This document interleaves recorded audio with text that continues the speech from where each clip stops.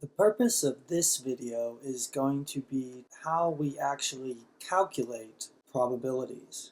And you can think of probabilities as numerical measures, and they're numbers that describe how likely uncertain outcomes are. If we ever ask you to give a probability, that means give a number. For example, if a coin is fair, then the probability of heads equals 1/2.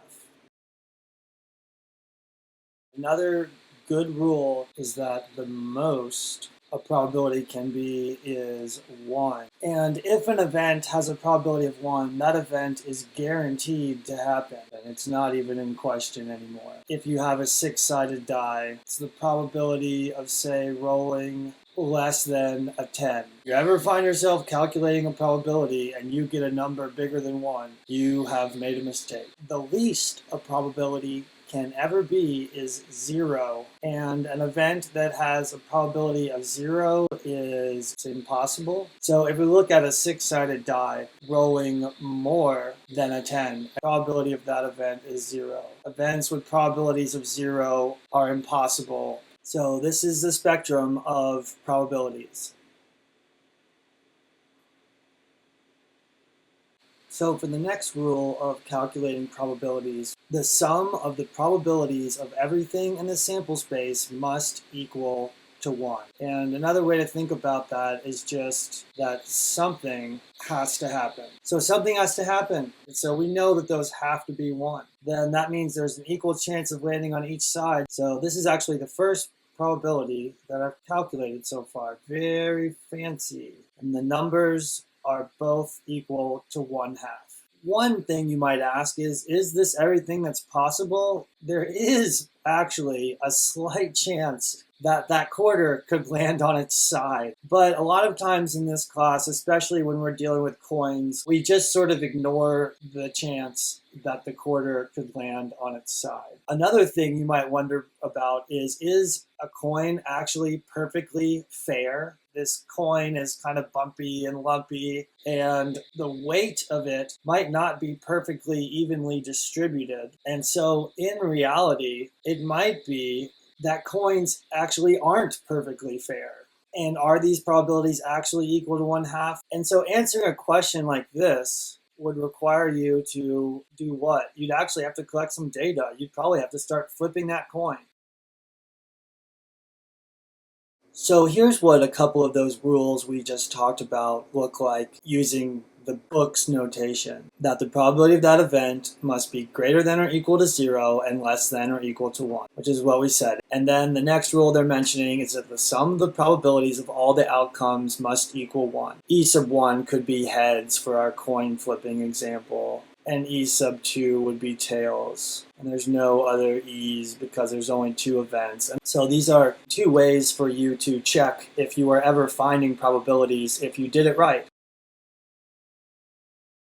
So here's another definition, which is that of a probability model, and it lists the possible outcomes and each outcome's probability, and that's for a given experiment. It's kind of similar to just making a frequency distribution table where we're going to think about, okay, what's our probability experiment? Say we're talking about flipping a coin again, then we're going to have the possible outcomes, and I like to make a table if I'm making a probability model.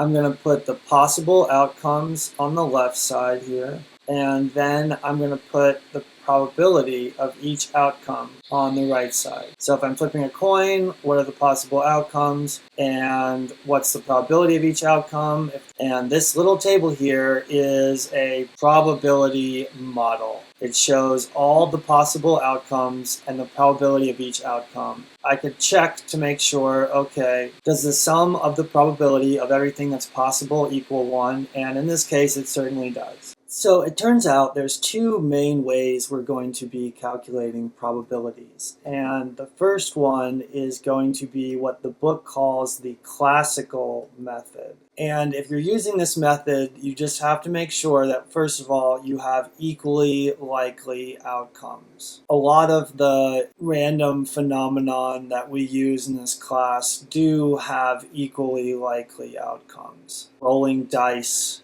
or if we're drawing cards, if the deck is shuffled. So if we have equally likely outcomes, then all we have to do to figure out the probability is just the number of ways that event can occur divided by the total number of possible outcomes. Let's try this with a card example. So say we want to know the probability of drawing a 2.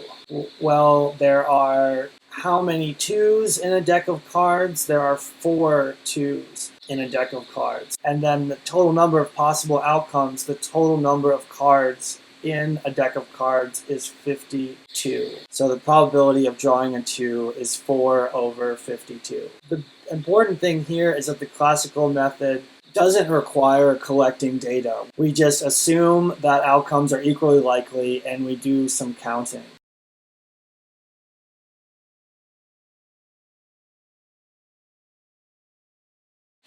And so let's look at what this looks like with your book's notation. And they've introduced new variables here. They're calling the number of ways E can occur M, and they're calling the number of possible outcomes N. But that's exactly the same as what we just talked about. And if we look at yet another way to describe this exact same idea, they're throwing more symbols here. They're saying, okay, if they use a capital N, then that is talking about the number of whatever. We're counting things. So this is the number of ways E can occur divided by the number of things in the sample space. They've got the letter S here for sample space. So both of these are just counts.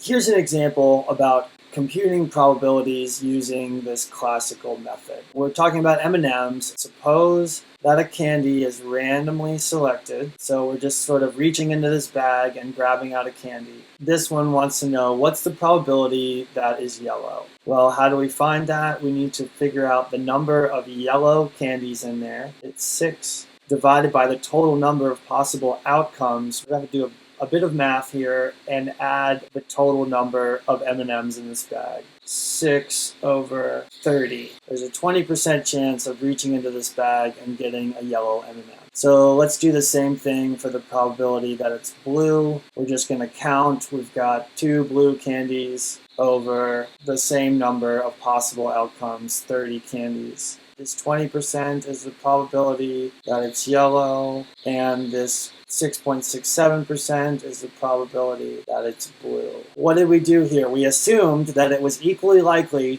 to pull out any one of these 30 candies, which makes sense. If we're doing this blindly, there's no reason why we would be more likely to pick out one candy than another. So that is one of the most fundamental kinds of probability problems in this class, is using what they call the classical method here to figure out what's the probability of seeing certain events.